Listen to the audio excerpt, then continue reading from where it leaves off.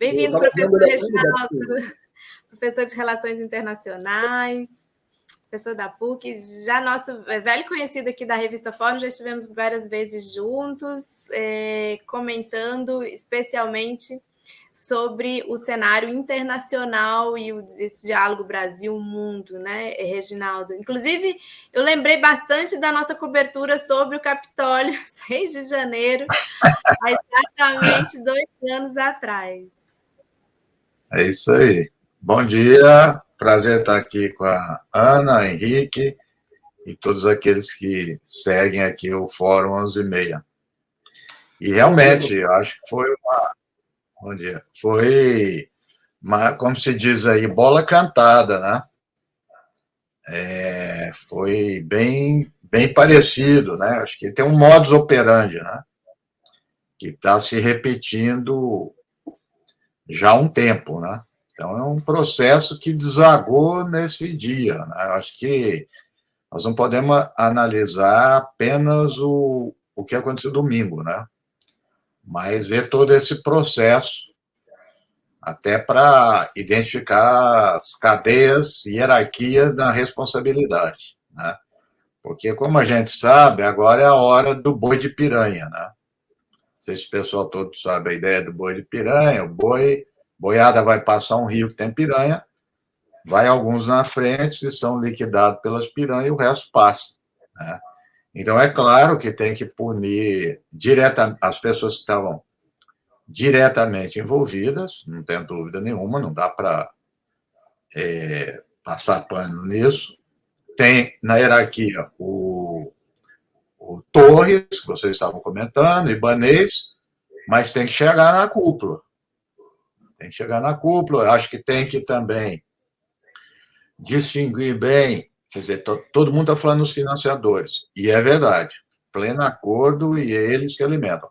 Mas tem o que é mais sutil, eu não sou advogado, mas juridicamente mais difícil pegar, são os influenciadores, né, que alimentam isso, né, que instigam. Eles não estão financiando, mas eles instigam, né? Então, esse é mais difícil, mas eu acho que tem que fazer isso. E, por fim, voltar para dentro do Estado, né? Quer dizer, dentro do Estado, eu digo das forças de segurança e militares e forças armadas. Quer dizer, ontem, na entrevista do Dino, ele falou com todas as letras e disse, e é verdade, que ele não pode responder por eles, que quem deve guardar, quem deve proteger os edifícios da presidência da República e tudo, é o Exército, o GSI com o Exército. Isso pouca gente está falando, né? E eles assistiram, e mais do que isso, né?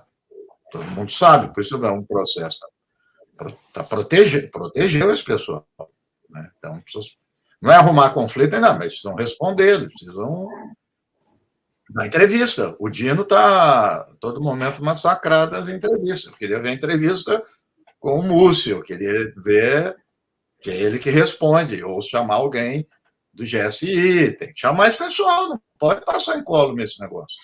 Não dá. Não dá para postergar isso mais, né? Foi mostrado aí, está mostrando um batalhão da Guarda Presidencial dentro do prédio, falando para o pessoal entrar, gestos, vamos entrando, vamos entrando.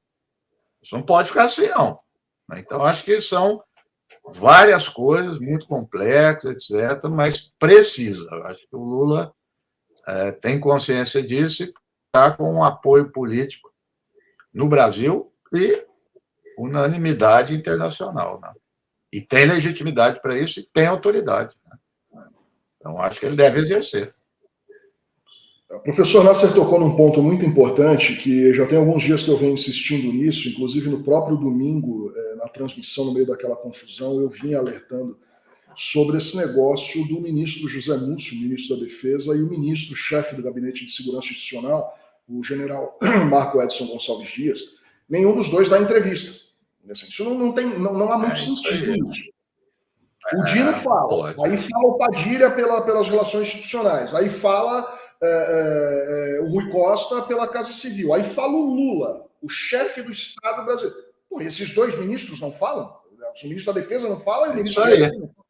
Eles são mudos. Então, assim, eles não podem falar nada. E já cansou essa coisa, que o Nasser assinalou bem, do Dino ter que ficar se esquivando o tempo todo. Olha, veja bem, com aquela elegância, né? O Dino, ele é um lorde.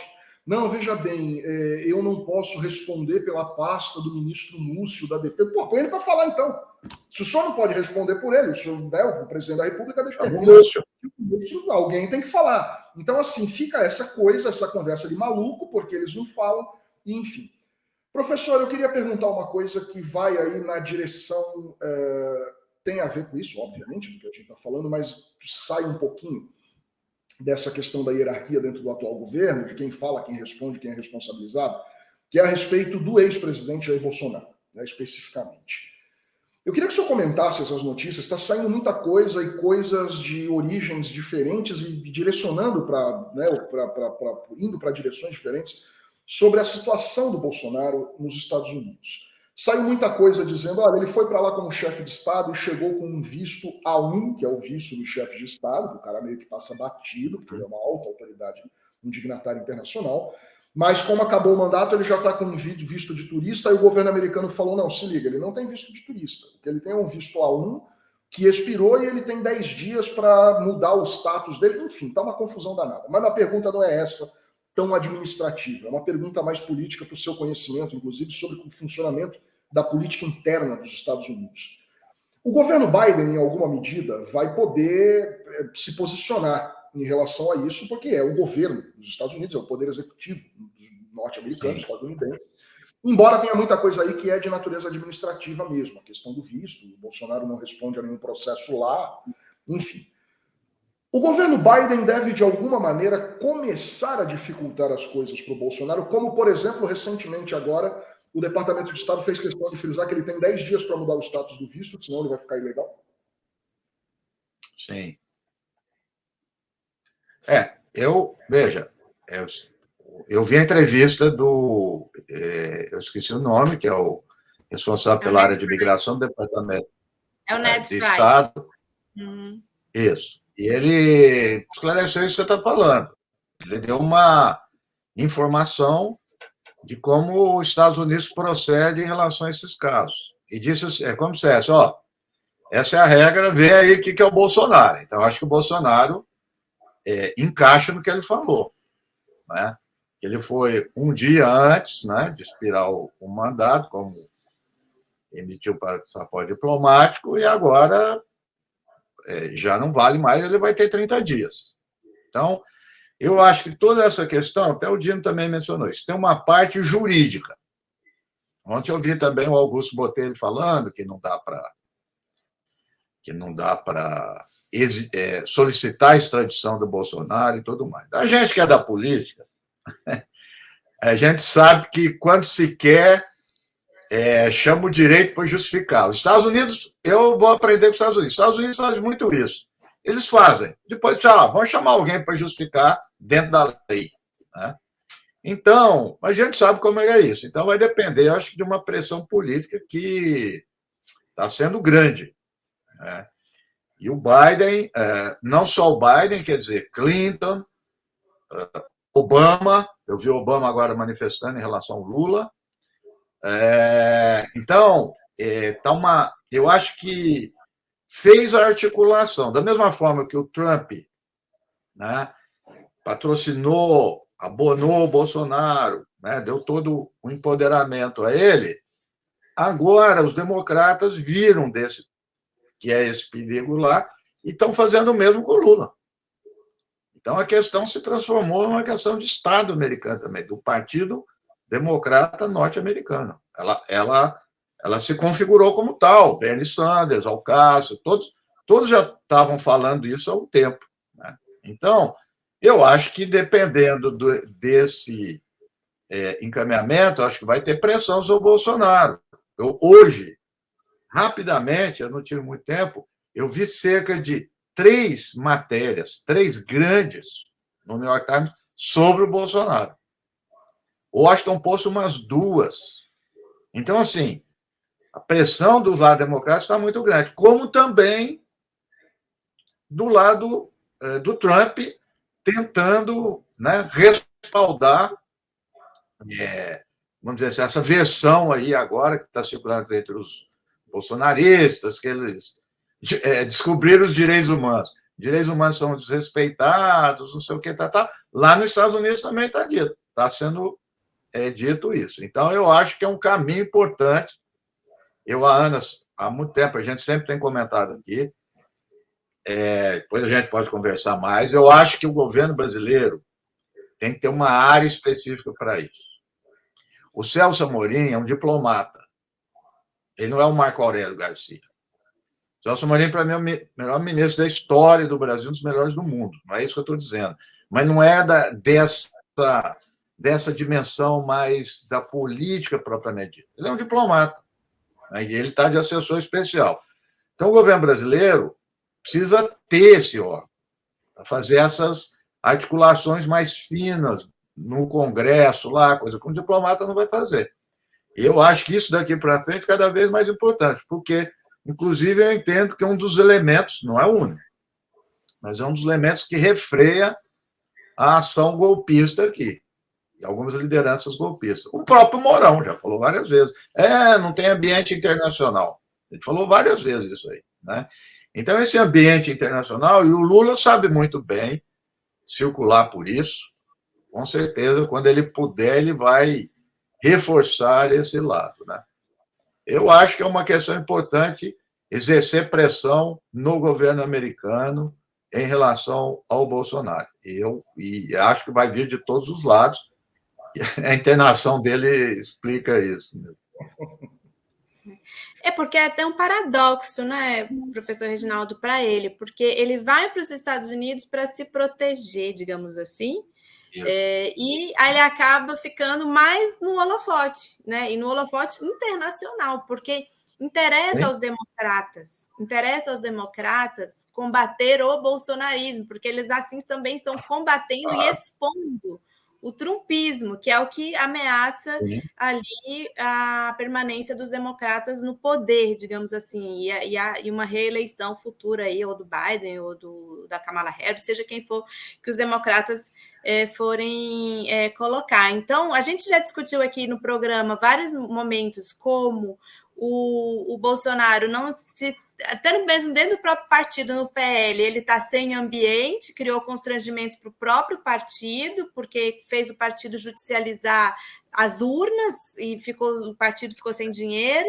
Agora ele vai para os Estados Unidos para tentar se proteger. Parece que tudo que ele toca fica tóxico, né, para ele mesmo. E esse ato do dia 8 de janeiro foi um super tiro pela culatra, como muitos estão falando, também nesse sentido para os Bolsonaros aí, né, para o clã Bolsonaro. Aí eu acho que tem duas coisas. Só para complementar aí dos Estados Unidos, que eu me esqueci, veja, a Flórida parece estar virando refúgio da extrema-direita do Brasil, né? Porque o pessoal aí da Jovem Pan, acho que está tudo lá. O Anderson Torres vai dar uma passeada lá nesse momento. O Bolsonaro está lá. Então, a coisa vai ficando meio estranha também, e o governo americano para tomar providência disso. Mas sobre o que a Ana está falando, acho que a gente já tinha analisado também do Trump, e aqui está valendo. Eu acabei de ver o professor Arcelino, que faz um mapeamento, né, das redes, né? E ele pegou agora um mapeamento das redes só do Bolsonaro, ele pegou. Do ano passado, época de eleição, até um pouco depois, e agora. As lideranças do ano passado sumiram. Tudo novo. Tudo novo. Tudo gente que não estava na coisa. Porque isso indica o quê? Que há uma base ainda muito forte do bolsonarismo. As lideranças estão sendo passadas para trás. E estão tentando surgir outras. Né? Então, são coisas diferentes. Que a gente fala, nesse aspecto das lideranças, realmente a coisa ficou ruim para eles. Mas há uma base à espera ainda. Uma base forte. Alguns estão saindo fora, mas há uma base, que é a mesma coisa lá do Trump. Né? Você tem uma readequação e tentativa de liderança. Eu mesmo ontem dei uma olhada no Twitter lá do... Ixi, agora eu esqueci. O senador, que até assinou para a CPI, Marcos Duval, né? É isso, né? Marcos Duval. É bolsonarista. Ele condenou os atos e tudo. O pessoal começou a falar mal dele. E detalhe, ele não só condenou, como ele, inclusive, fez insinuações claras que esses terroristas receberam treinamento de policiais e de militares. Ou seja, ele é uma base não sabia disso. do bolsonarismo, uma base fortíssima que agora está praticamente atirando contra o próprio. É fogo amigo, né?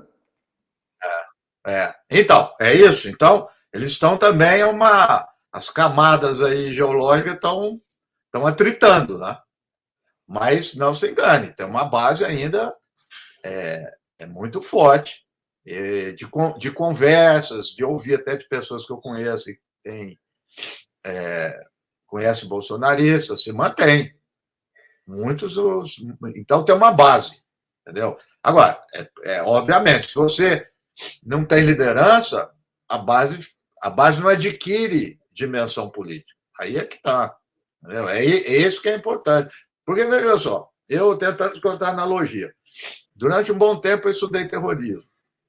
Aí um dia eu li uma grande pesquisadora norte-americana da área de psicologia. Ela queria montar o que é o perfil de um terrorista. Claro que eles estão falando dos terroristas chamados islâmicos. E para o deles eles não olham. Mas ela chegou a uma conclusão interessante. Ela falou, tem tudo quanto é perfil. De idade, de gênero. Então não há uma regularidade. Então eu aconselho, disse ela, não ficar olhando para quem é aliciado, mas para quem alicia. Então, pode até discordar dela da coisa, mas é inteligente. Então, ela falou assim, vamos pegar as organizações que aliciam o terrorismo e não ficar atrás do perfil. Não dá. O que nós vimos aqui lá? É uma loucura total, aquele negócio, que milhares de pessoas, a pessoa entra em transe. Não todos, estou dizendo. Boa parte lá entra em transe, não sabe o que está fazendo. Né? Quer dizer, tanto é que nós vimos aí, a maioria deles estão se autoincriminando. Por quê? Porque o cara perdeu a noção de realidade. Ele perdeu completamente. Eles gravam antes de acontecer isso, cometendo crimes, né? Eles se gravam cometendo crimes, né? Então, ele perdeu alguns dias. É o seguinte, uma parte deles, uma parte da esquerda, né, enfim, nega essa coisa de que essas pessoas estejam realmente com alguma perturbação psicológica. Não, eles são simplesmente canalhas. Gente, tem gente ali com problema. Não é. O cara que rasga um quadro da Tarsila do Amaral e filma e diz que fez isso, e depois ele dá risada quando vai preso, ele não está com pleno gozo das faculdades mentais, ele não está bem. Claro. Não, eu vi um vídeo antes disso, 2 dias antes, do Alexandre Garcia, veja só, dizendo o seguinte, gente, tem muitos seguidores nossos que estão perdendo noção da realidade, porque estão dizendo que o Lula, que aquilo lá foi um ator no lugar do Lula, que ninguém subiu a rampa. O Alexandre Garcia falando isso, cuidado, gente, e tal. Então, esse pessoal foi para outra esfera, entendeu? Entrou num clímax assim, coletivo preocupante. E o momento, né? A excitação de ter poder, né? Entendeu? Estamos, quer dizer, a Praça dos Três Poderes, e nós estamos aqui e nós mandamos nisso. Isso é uma coisa de louca, as pessoas sobem, né? O terrorismo tem muito isso. Eu me lembro do Estado Islâmico, o cara estava com um fuzil que eu acho que enferrujado lá no Iraque, não dava tiro nem coisa. Aí o repórter veio entrevistar de propósito e falou assim, eu vou invadir a Casa Branca. Eu falei, o que esse cara está falando? Então, assim, eles não têm ideia. Quer dizer, isso é estimulado. É lógico que a pessoa tem ali um histórico, uma situação social vulnerável para isso, você vai lá e alimenta. Durante quanto tempo? Muitos anos, né, nós estamos nisso. Nós estamos nisso desde 2013. Rescaldo de 2013. É muito tempo. Eu lembro, a época não tinha WhatsApp, em meio de família, da minha família. Os negros já estavam surtados lá em 2009. E gente com formação universitária, tudo. Então, assim, você tem no mínimo mais de 10, 12 anos martelando isso. É isso que precisa ficar claro. Não é de um dia para o outro. Esse negócio está sendo sistematicamente martelado na cabeça do pessoal. Então, tudo bem, eu acho que tem que abrir inquérito, plenamente de acordo, não sou contra, não. Só que tem que ir além disso, porque nós não vamos encontrar o perfil. Entendeu? A gente tem um perfil social. Até eu estou muito curioso para depois, quando ficar tudo isso pronto. Eu vi uma coisa lá que tem muitos desempregados, né? Eu vi a CNN, teve acesso às fichas, muitos desempregados. Né? O cara está desempregado, vai lá, paga isso, paga aquilo, ele vai lá. Né? O que eu estava lembrando, o Marx colocava do lucro. Isso foi uma coisa que a gente identificou aqui em Brasília, e até ficou comentário na cidade. Muitas pessoas foram aqui para a porta do QG por ficar ali também, naquela questão da alimentação. Tinha alimentação 3 vezes por dia, tinha minimamente uma condição de ficar ali. Muitas pessoas acabaram ficando ali por isso também, esses 2 meses, mais 2 meses. É isso. E eu vi eles falando no caminho para Brasília no ônibus. Por que você vai para lá? Aí outro, vou tirar o 9 dedo. Outro, o cara fala assim, vou resgatar a minha liberdade. Quer dizer, umas coisas assim, meio... Você fala, o que esses caras estão falando? Agora, eles não sabem, mas quem está organizando sabe. Aí é que está. Então, joga esse pessoal lá. E quem deixou acontecer também, né? Aí eu até queria fechar essa sua participação aqui, Reginaldo, fazendo esse registro. Porque das cenas mais chocantes, inclusive ontem circulou muito um vídeo de um coronel, acho que um coronel militar, pedindo para os policiais militares que estavam dentro do Palácio Planalto para deixar o pessoal descer, né? Falava assim, eles já estão descendo, para eles saírem, né? Então, eu queria voltar ali, talvez, da sua participação aqui com a gente. Fica um recado aí de que esse é o grande nó desse governo, desse começo desse governo, essa relação com os militares, né? Não, a questão é assim, mais do que os militares. Há eu diria, os militares, com certeza, e os militares eu acho que não é só o extrato, vamos dizer, médio, mas principalmente o extrato superior, que é mais grave, e as polícias militares em geral. Veja, quanto tempo que eu vou em manifestação aqui em São Paulo, você vê isso. E eu me lembro, só para voltar a isso, a gente vai fazendo história. Eu acho que o choque que teve o país até hoje, nós não saímos disso. Foi quando começaram a ser eleitos os governadores, eu estou indo longe, mas é importante. Em 1982, em São Paulo foi eleito Montoro. Então, por que eu estou dizendo? Porque qual era a ideia? Acabou a ditadura, né? Agora é um governo democrata, um governo de esquerda, tal, democrático, cristão, tal. De repente, a polícia não montou, né? Chamar a polícia não montou. Veio uma violência, foi a morte em Guaíra, mataram gente, não sei o quê. Aí começou a cair a ficha de que o governador não tinha controle. Veja, eu estou falando de 82. E até hoje não tem. Aí é que está. Até hoje não tem. Certo? As ordens vêm de outras esferas que a gente não sabe. Então, antes de entrar o governo Lula, tudo, essa já era uma preocupação. E agora aumentou. Né? Então, isso que você está falando, o cara lá que estava tomando água de coco, o outro que manda entrar, abrange um universo muito grande. Né? Eu vi outro dia aqui em São Paulo uma manifestação policial falou, imagina se eu vou reprimir, a minha mãe está nisso também. Então, você tem essas esferas de sociabilidade atingindo tudo isso. Reverter esse negócio vai ser um negócio demorado, mas não pode tirar isso de foco depois que passa o momento. Aí é que está. O Dino usou a imagem de infiltração ideológica. Ele falou isso. Né? É a mesma coisa, pode ser palavras diferentes, mas isso. Mas essa infiltração que eu queria dizer não é época do Bolsonaro. Isso vem de longa data nas forças policiais. A gente sabe disso. Então, vai precisar ter muito cuidado. Agora, o Exército, a gente sabe, é a cúpula.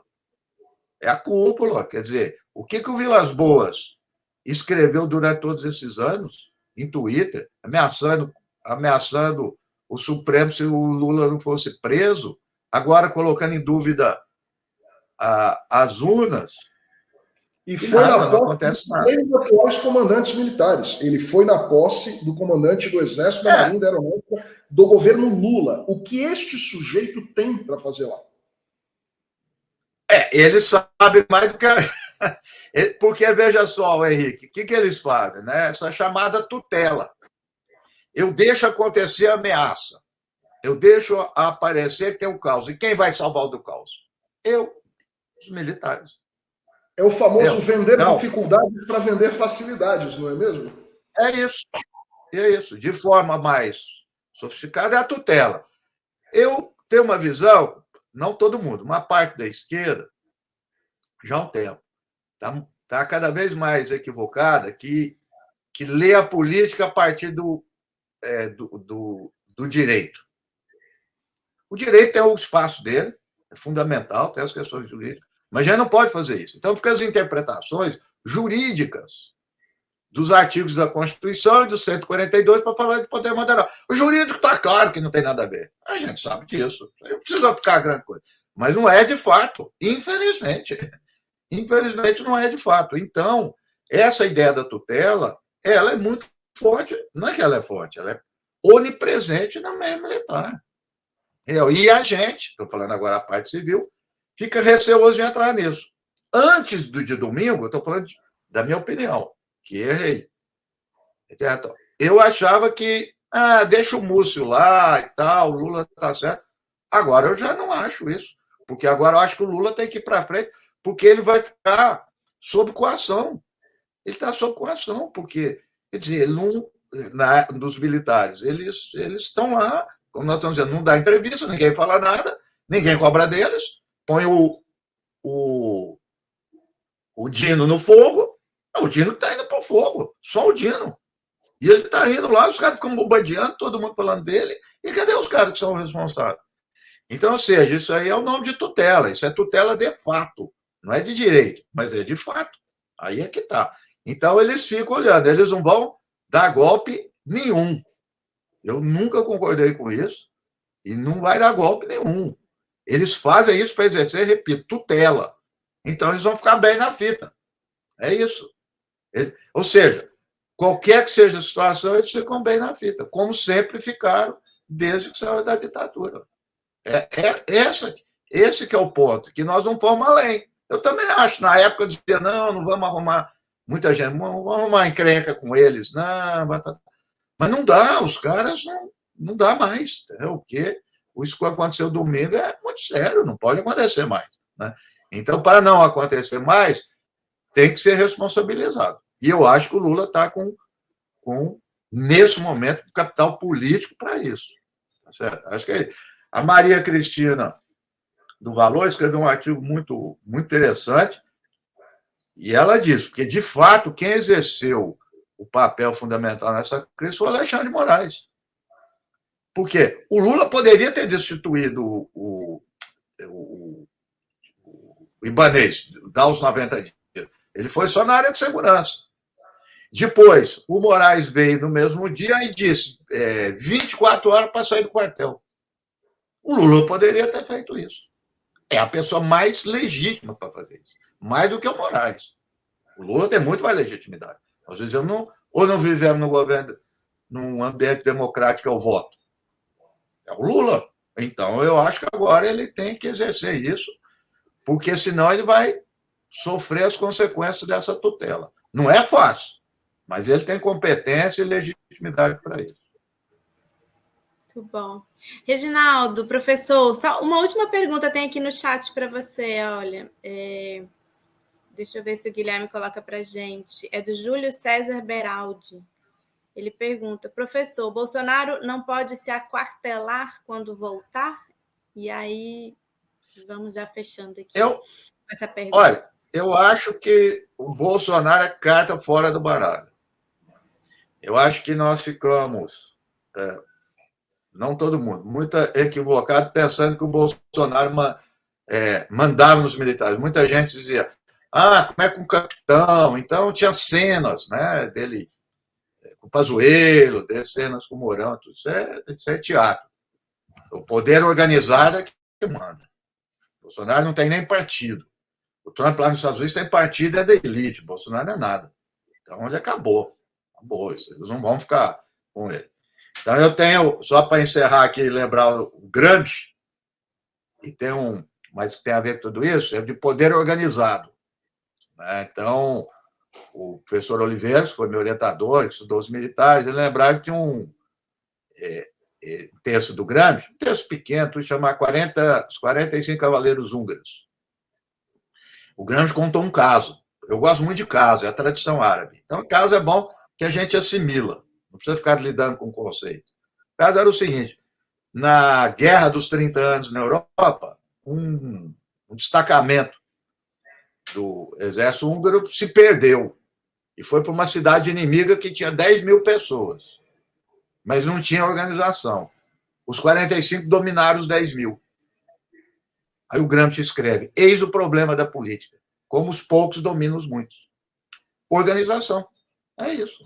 Então, o Bolsonaro é um instrumento, ele adquiriu, né, relevância popular, não sei o quê, eles colocaram ele na linha de frente. Agora, onde é que está o Mourão? Incólume. Liso. Passou liso e é senador. Aí é que está. Essas pessoas tudo estão se ajeitando. O Henrique acabou de dizer, o Vilas Boas, aquele que falava lá, foi lá na posse dos 3. Eu vi hoje o Interventor de Brasília, em 2018, elogiou Vilas Boas. Vários posts elogiando esse interventor. Então, assim, eles passaram incólume. Eu lembro da ditadura. A única pessoa que ficou perseguida foi o Newton Cruz, que era um idiota. O Newton Cruz saía xingando todo mundo, batendo em repórter. O resto passou todo mundo. Né? Então, é isso. Não acredito e acho que não tem a quartelada com o Bolsonaro, nada. Ele já era.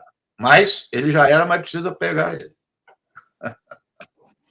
Perfeito. A gente agradece aqui a sua participação, professor. Tá? Muito obrigado aí pela participação e por falar com a nossa audiência.